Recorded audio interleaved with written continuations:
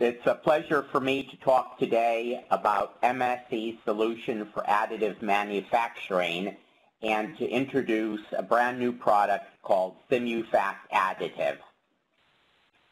And of course, MSC has been involved with structural analysis for a very long time, providing solutions for you for modeling material behavior and also working with our partners Digimat, for manufacturing technology using tools from Simufact and tools from Mark, for structural analysis and multi-physics analysis using, of course, MSC Nastran and the Mark product, and for durability using the latest technology in MSC Nastran and MSC Fatigue. And really our objective is really to help you to go from material to manufacturing, whether or not it's induction heating or tube rolling or extrusion, to now also into the area of additive manufacturing, to simulating parts, including the effects of the manufacturing, to simulate full assemblies, welding of assemblies, joining of assemblies, and of course full system analysis, such as we do in automotive NVH or in atoms work or in aerospace work as well. So I think most of the people on the call probably are aware of additive manufacturing, but we'll just do a quick summary. What is it? It's really constructing parts and assemblies by adding material, usually in a layer-by-layer basis, and that differentiates it from conventional manufacturing, or sometimes called subtractive manufacturing, where we take a block of material, a cylinder of material, and we mill it and drill it and grind it, and we end up leaving material on the shop floor. So one of the beauties of additive manufacturing is what we say in the aerospace industry. It improves our buy-to-fly ratios. We leave less material on the shop floor. Additive manufacturing has been applied really first in the area of plastics, but today we're going to focus on metals. But later on in 2017, MSC will also provide a simulation tool for the modeling of plastics and composites using additive manufacturing. Additive manufacturing has also been used in ceramics, and it's even been used in the area of food products, but that is not the particular interest of MSC. So why additive manufacturing? A lot of this came out of the world of rapid prototyping. So additive manufacturing allowed us to make very efficiently small batches of parts. And the reason for that was additive manufacturing does not require tooling. So you don't need to build dies, you don't need to set up new hardware. So if you're only interested in a few pieces, additive manufacturing was very beneficial. Of course, one of the things we want to do is we want to move from rapid prototyping in few batches to more production orientation. Another advantage of additive manufacturing allows us to manufacture parts that we could design but previously could not build. So we could use topology optimization. We could come up with very creative designs, interesting geometry, but you actually couldn't manufacture the part, or to use casting, it would have been very difficult to manufacture the part.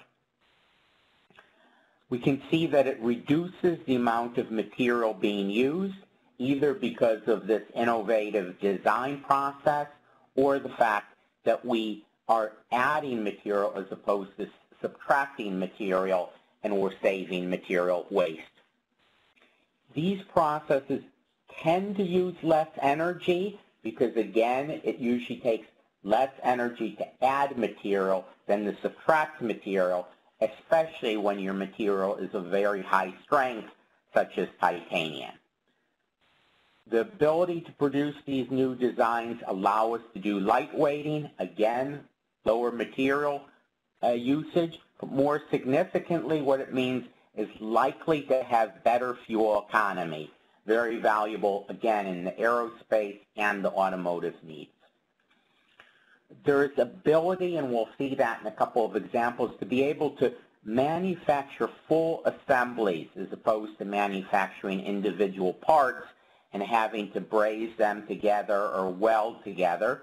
So that means less parts, lower part inventory, and also improvements in the manufacturing. There's this one about agility to manufacture parts anywhere. It has some particular applications, but really society isn't quite to that stage yet. But there are some nice abilities to repair parts, especially using deposition methods. And there's some nice ways of producing functionally graded materials, either through novel designs like this, where the holes are smaller here than the holes are there, or in deposition methods of actually using multiple materials.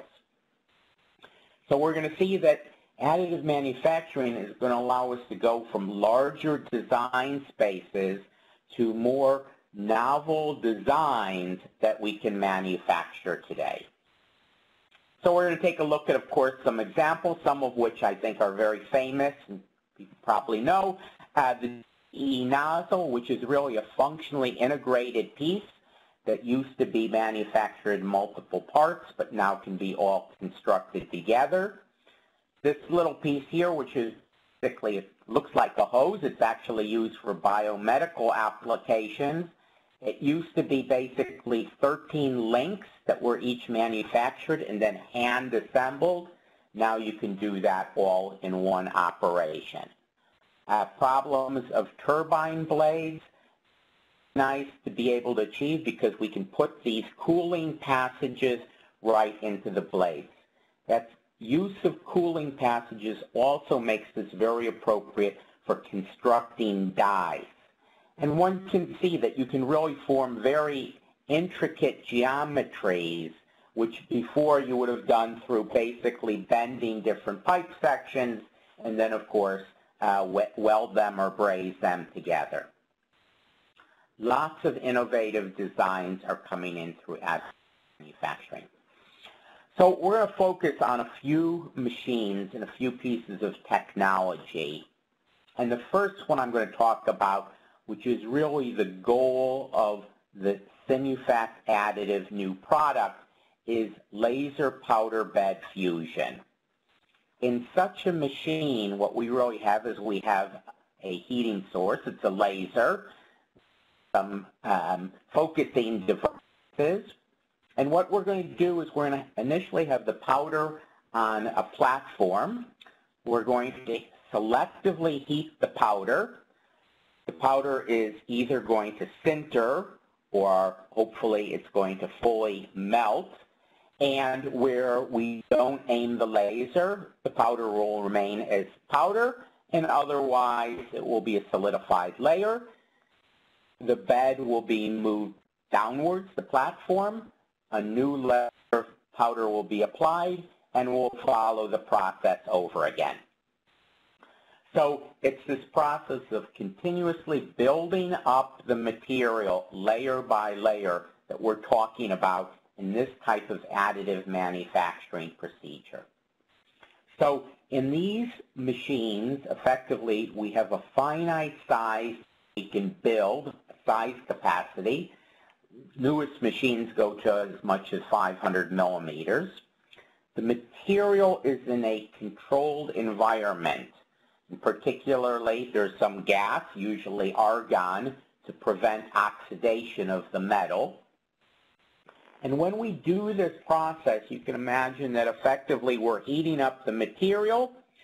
The material then cools down as the laser moves aside, or during the stage while we're putting on the next layer of material.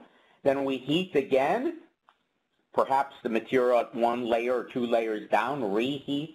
And so we continuously have this thermal cycling process. And due to that thermal cycling process, two things can happen.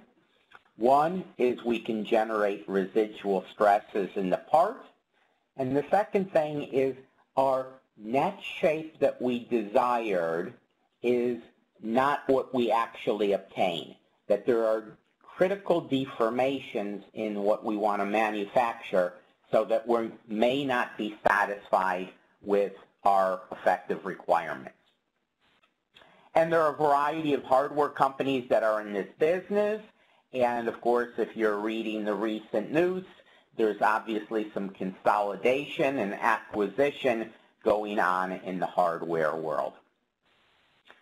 The other machine that's quite similar, other technology, is the E-beam technology, and this technology can also be addressed by Simufact Additive. It can also be addressed by the Mark product as well. And the E-beam technology, of course, there are two big differences. One is it's a higher energy source. It's an electron beam. Second thing is the build capacity of the machine is smaller today.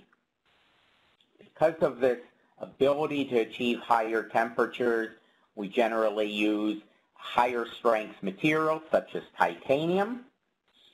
The chamber itself is usually evacuated, though perhaps some argon is put in as well to prevent oxidation. We generally have a thicker powder and a thicker powder layer, so we tend to have some rougher surfaces, and we might need additional follow-on surface finishing to be done. The other technology has to do with deposition methods. In deposition methods, you can think of one deposition method that's been around almost for an extremely long time, which is welding. But these are all techniques that basically add material through either a wire or a rod or a powder and heat it with either a laser or electron beam or a gas arc welder. And the function of these, or the interesting things of these machines, is that they usually aren't in a shielded environment. We can generally form much bigger parts using deposition type methods. The key statement here is it's like welding technology. Generally, metals that are easily weldable are appropriate for this type of technology, and we'll just spend one more slide talking about these as well. So this technology here we can do with Simufact Additive and the Mark product.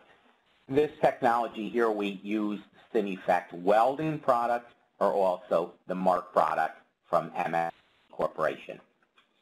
So these deposition machines have really been around for a longer period of time. In fact, the fused deposition type machine is known for as much for plastics as it is for metals, where we have a coil or a wire of material. It could be plastic, it could be a metal, and we basically heat it and deposit the material on.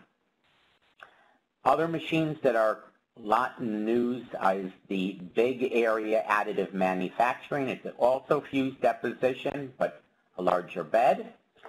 There are direct metal deposition techniques, and often they're combined with grinding machines or other types of machines to improve the surface finish. And there's this other EBAM machine, which is also quite well known for manufacturing larger parts. These are all processes that are better suited for either utilizing Simufact Welding or the Mark. So, manufacturing challenges. There are plenty of challenges associated with these parts. One, as I mentioned before, is the final net shape, the distortion. The fact that you thought you were going to have the correct shape and you didn't. Residual stresses, we're going to talk about those more in detail. The structural quality, especially in powder bed machines where we basically have this powder.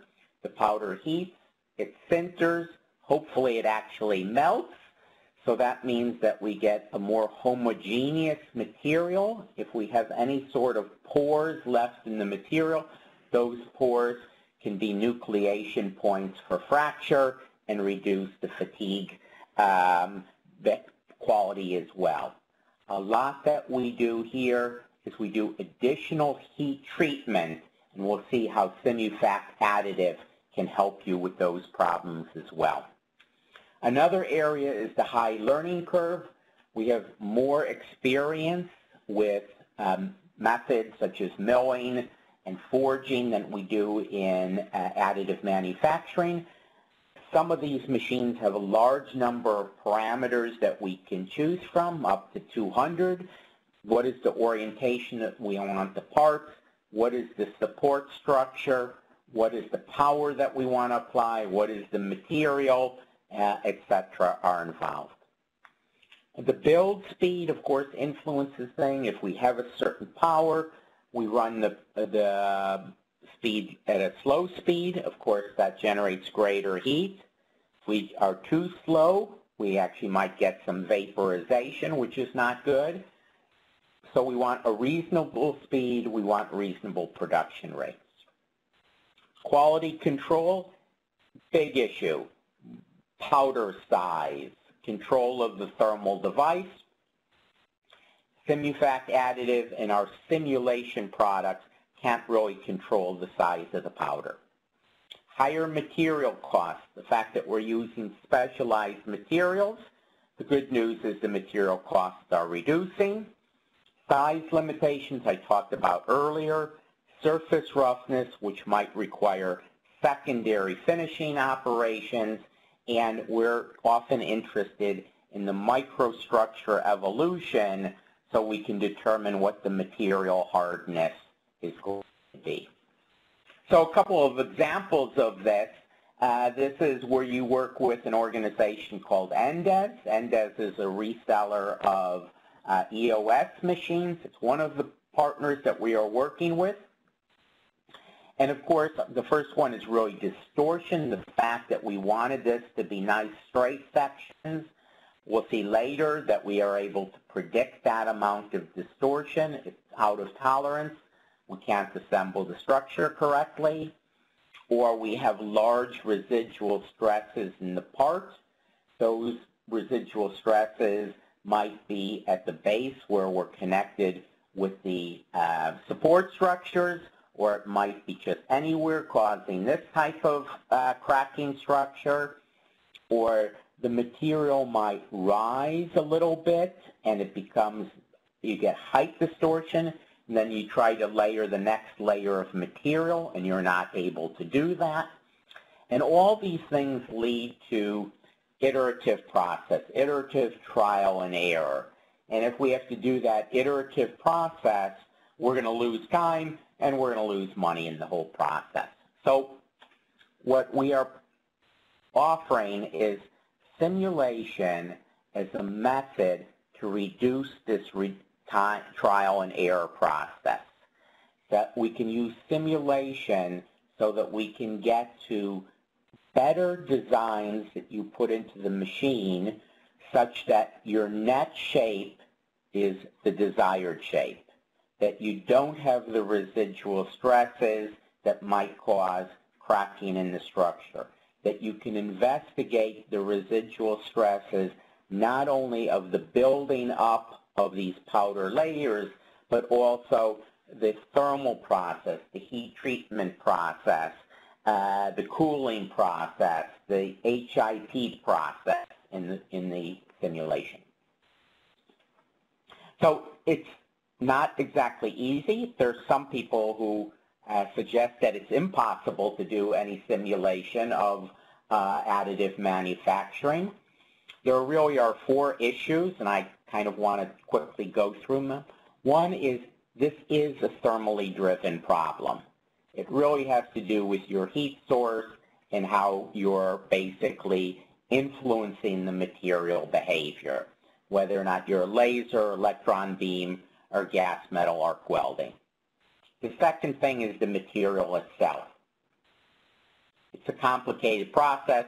We have sintering of the powder. We have melting of the powder. If our temperatures are too high, we have vaporization. If we have vaporization, we generate smoke. That influences the thermal efficiency of our heating device. We have phase transformations occurring in the structure. And of course, we have this powder that's effectively compacting as it's doing its melting process. The other issue that makes this challenging from a simulation perspective is we have different orders of dimension scale. We can think about grain size, and that's important in terms of the final hardness of the product. We can talk about the powder, and the powder is a fraction of a millimeter in size, depending on which technology that you use.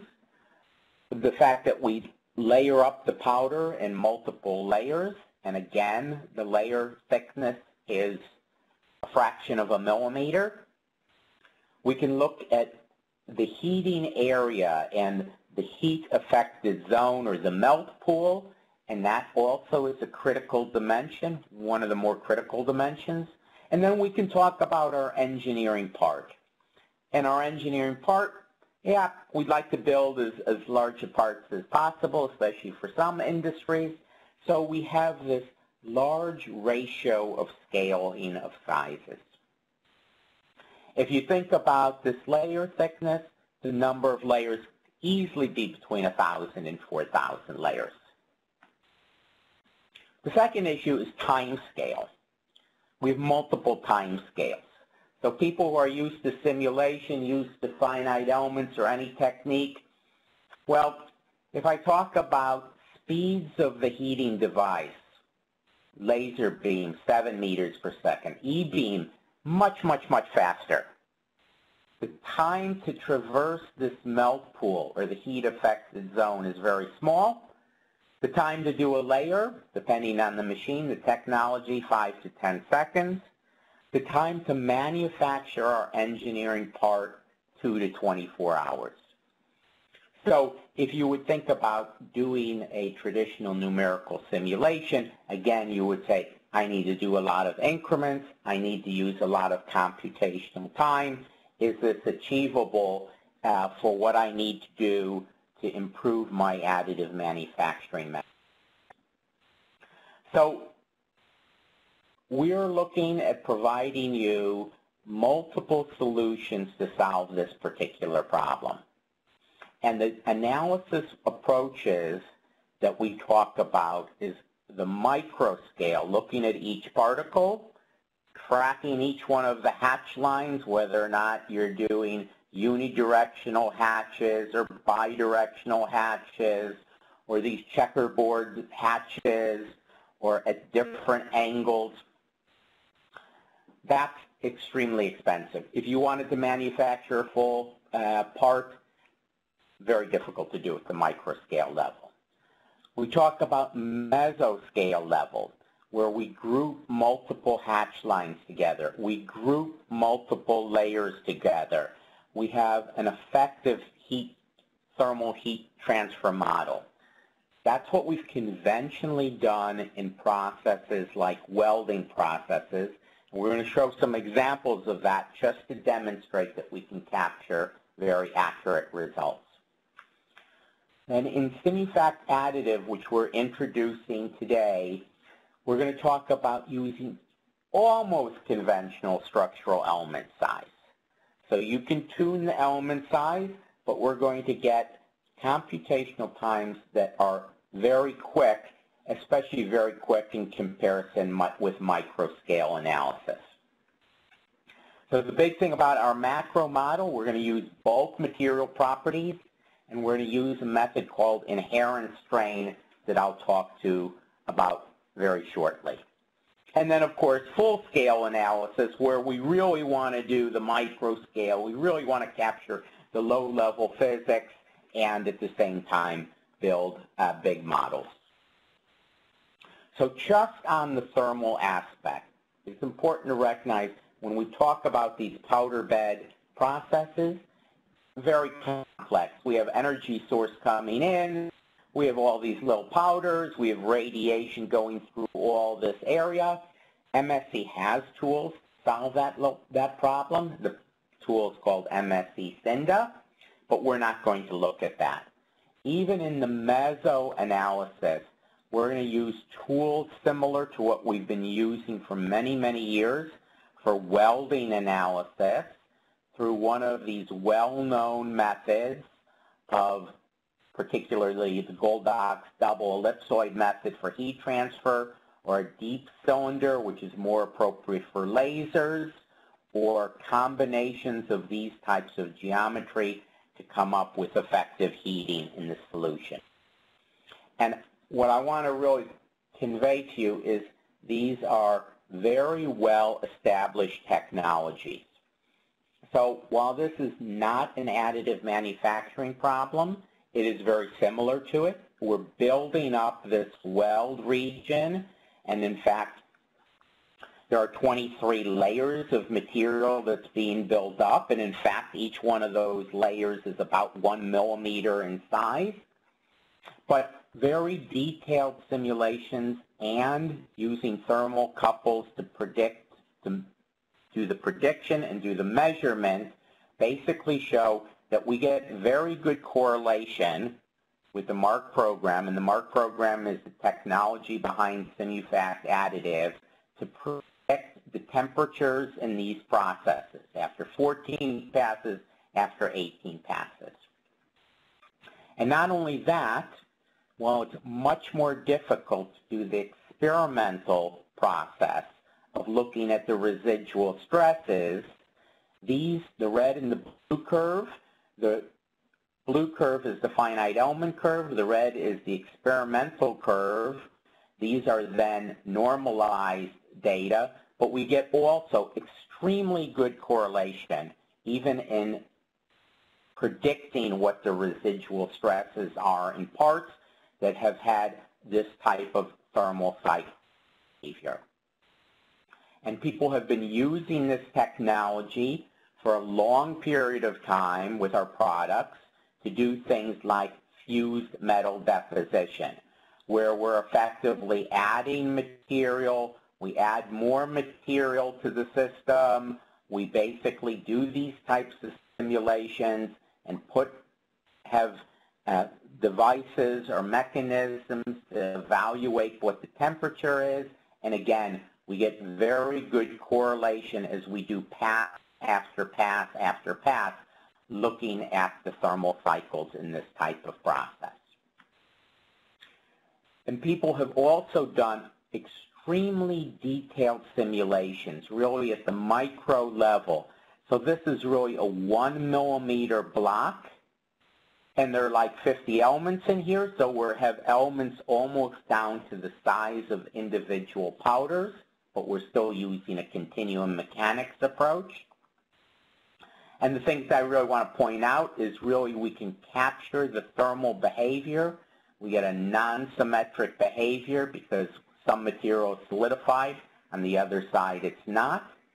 And we can predict the stresses and the residual stresses, and you'll notice the high stresses are really where we have the constraints in the system. And so we can really accurately predict this, and we can use that to give ourselves confidence on what we're doing when we're doing these other approaches. And really from that same type of study, we can actually follow the heat source, look at basically our hatch spacing, and predict the melt pool in the structure, and have very good correlation with the physical process. So we're going to use this technology with our new product called Simufact Additive. So who is Simufact? Simufact is an organization that MSC Corporation acquired in 2015. They've been a partner with MSC for over 25 years. The first product had to do with forming type of simulation, forging, extrusion, rolling, thick sheet forming. Then they introduced a product associated with welding, and now we're introducing a product called Simufact Additive. And what Simufact Additive does is it really does the whole process chain. Not only the buildup of the material in a powder bed fusion process, but also the heat treatment. And the heat treatment is very important if we want to improve our fatigue characteristics of the metal and to improve the fracture toughness of the metal. We can basically cut off the base plate, we can remove the support structures, we can model a subsequent step where we do a hot isostatic pressing. If we so desire, we can move the results into Simufact Forming to do additional machining or heat treatment, or you can take the simulation and take back the form configuration and move it into MSC Nastran, or you can take that deformed configuration with the residual stresses and move that into the mark product. We can also take the results that we get through this process chaining and take those displacements, those deformations that were undesired, and feed it back to the design so that you give the manufacturing machine a compensated design so that when it goes through the manufacturing process, the final shape, the final net shape is your desired shape. And of course, with MSC Nastran, with SOL 200, we can do topology optimization to help you improve your initial design as well. So Simufact Additive is a very process-oriented program. It has a very easy graphical user interface. We will see a demonstration a little bit later. Easy to use, very quickly to be productive. You will see very fast modeling. We can do simulations from, depending on how the resolution of your model, from just a few minutes to a couple of hours.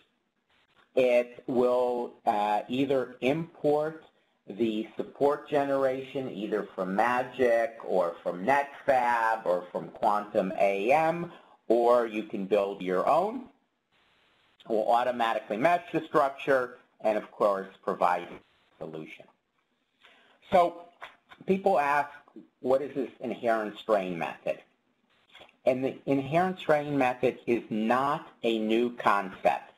It was actually introduced in the 1970s for welding of ship hulls. What it's based upon is this concept that we heat up a structure, we cool the structure, we introduce strains in that process, which result in the residual stresses in the process.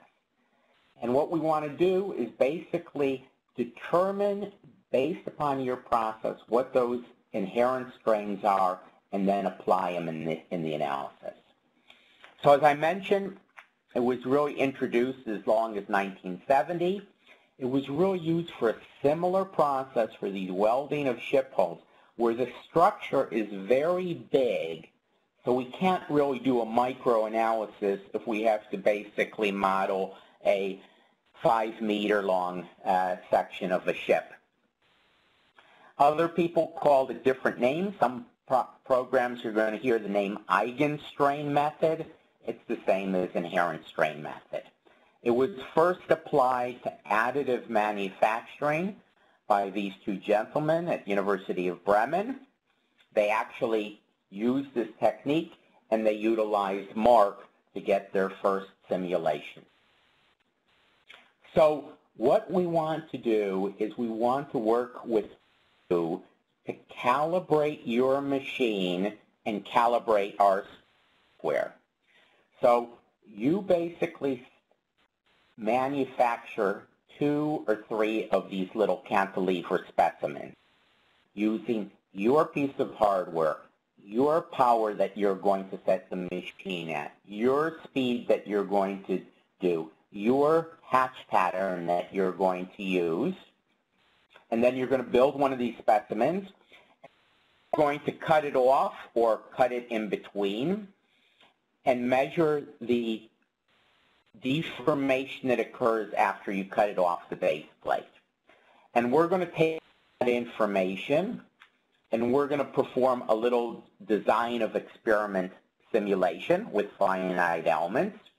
And we're going to back calculate what the inherent strain is for your process, for your machine, your powder, your parameters. And we can do that relatively quickly. Now what we're going to say is when you build other parts in the same hardware configuration, those inherent strains can work again.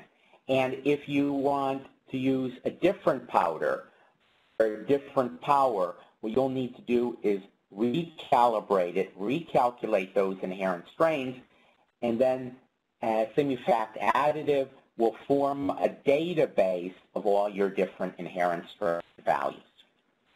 So when you do that, you could then take a part, such as this aerospace bracket, and you could say, I'm going to have these parameters, therefore it's this set of inherent strain, and I get this simulation. And I'm going to set my parameters different, I'm going to use a different inherent strain, and I'm going to get this configuration. And in fact, this configuration results in lower deformation.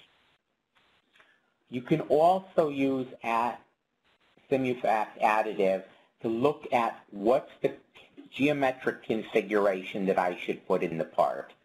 So I start with this STL, and you can see I built some support structures over here, and I do the simulation either in a vertical configuration or a horizontal configuration, and what we'll do is we'll predict that this one, at this point, with still the support structure included, has higher deformation in the analysis.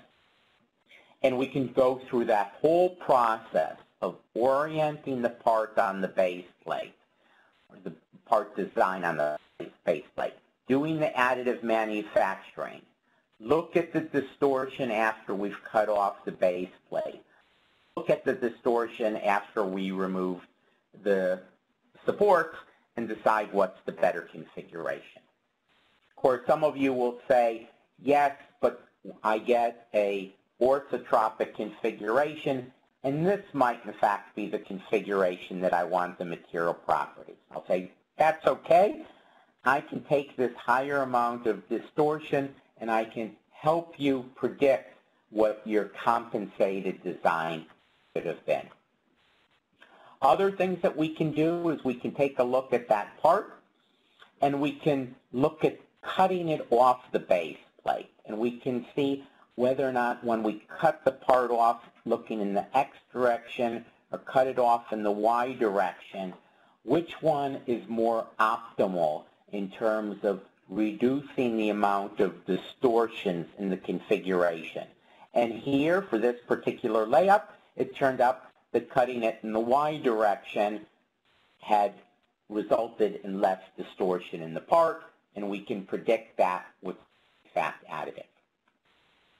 As I mentioned, we really are looking at the full process chain. So not only removing the base plate, performing some heat treatment, looking at the cooling of the process, removal of the support, doing a final HIP operation. We can automatically chain this, no restarting, no going to different simulation tools to look at the complete deformation and the residual stresses.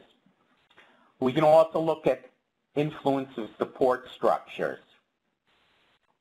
So in this configuration, we had less support structures, we had more deformation. Here we had more support structures, less deformation. But it will allow you to do the trade-offs of saying, okay, I have more support structures, but now I have more work in removing the support structures after I manufactured the part.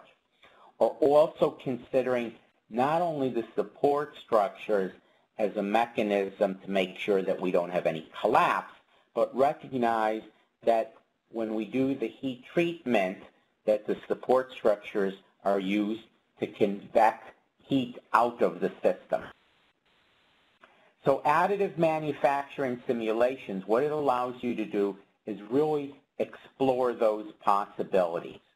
But what it can absolutely do for you is basically say, clearly didn't have enough supports, my circular tube turned into an ovalized tube. Clearly in this particular part here, where I wanted a straight segment, clearly it's predicting more distortion in this area, which exactly matches where the distortion is. In problems, what we're able to do is, you hardly can see this, but you would see a line in the simulation which closely aligned with effectively a crack in the part. But other types of cracks in high stresses, we can correlate with cracks that occur in the material or at the attachment points in the material. Once we do the simulation, that's not the final objective. The final objective is to help you come up with a design so that when you do the process, you have a good part. So here we did the process, we did the simulation, we noticed, very hard to see, that we get a little bit of distortion. We take that amount of distortion and we effectively subtract it from your original proposed design. We do the simulation again, and you can see now the distortion is substantially reduced, so our net shape is truly our design. So Simufact Additive really can go through this whole process of manufacturing, doing heat treatment, cooling the part, and removing the supports. See here, as you see this Voxel Mesh, so we have an automatic procedure to generate the Voxel Mesh. We have a procedure to generate the support structure. We have techniques so that the Voxel Mesh can accurately predict the structure of the material, and then we project the results onto the final deformed configuration. We can do this for very complex parts, such as this manifold. This was an example working with our partners, Rennie Shaw. So in the older processes, you might have not even be able to build this part so easily. You might have built it by taking a collection of tubes and sheets and joining them together. And you can see in additive manufacturing, what we can do is we can form that whole part, that whole assembly at once. Talked about topology optimization. It's very critical in this whole value of additive manufacturing because we can design new parts. So if we would have had a design space like this, we could have used MSC Nastran to tell us where we can remove material. We get information like this, tells us that the material is to be removed. We have tools to basically smooth your geometry. We can then take that and generate finite element meshes for CAE analysis, or we can take effective smooth geometry and we can say, let's do additive manufacturing prediction. So here, this is using a finer mesh. Here the element size are 1 millimeter in size. And here is the manufacturing process. We're basically looking at our desired shape. We're filling up the shape one layer at a time. And then we cut off the base plates, and then we remove the supports, and we would have been able to determine what are the distortions relative to the desired shape.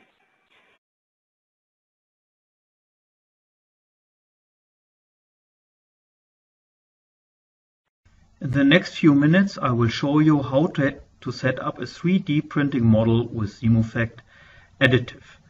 The first, what we have to do is to select a machine to know the build-up space and to link it to the parameters. we will use a macro scale simulation. And finally, we have to define here the stages which we want to use in our process chain. We will do 2 support removable steps.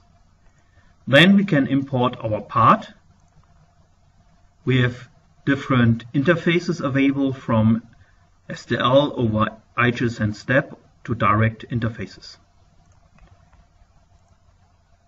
Everything is unit-based, so we can select the unit in which the data are stored. To read it in, the part is then automatically positioned in the build-up space. The next is to define the support structures. We can do this automatically within the program or reading in cut information or STL files also from Magics and NETFORM. When this is done, we can assign the material, which we will get from an independent material database.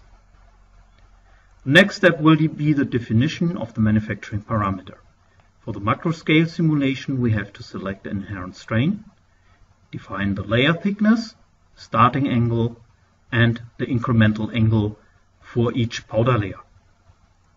When this is done, we can define the cutting direction and the height where we want to cut the part because it has an impact to the final distortion. The next step is that we have to select the support structures we want to remove in the first step and the last stage. When everything is done, we can create our Voxel Mesh. The Voxel Mesh is scalable. As bigger the size is, as faster is the simulation. So you can do a pre-optimization and later you choose a smaller voxel size. When everything is defined, the arrow gets green and we can start with the simulation. Everything is done for the model set. We start the simulation, and when the first increment is available, it will automatically switch to the post-processing view. So now the simulation is running layer by layer. We are assigning the inherent strain and calculating the distortion and the residual stresses out of it. Within the main control bar, you can switch directly back to your cut model. You can have a look to your mesh, or you can go to the post-processing. So you can switch very easily. We have multiple post variables available, which you can change here. We also have some AM specific post variables introduced in the software. If you want to scale it, you make a double click, and then you have the possibility to do everything which is common for the lead sheet. You can track post variables. They also will be switched when you change the variable. Now, when everything is done for the 3D printing process, we will start with the cutting. At the end of each step, we will automatically track the results to the initial shape, also the distortion, so that we get at the end a smooth shape of the real printed part. In the cutting process, we start from the right side to the left side. The residual stresses will get free and we will see the distortion at the end.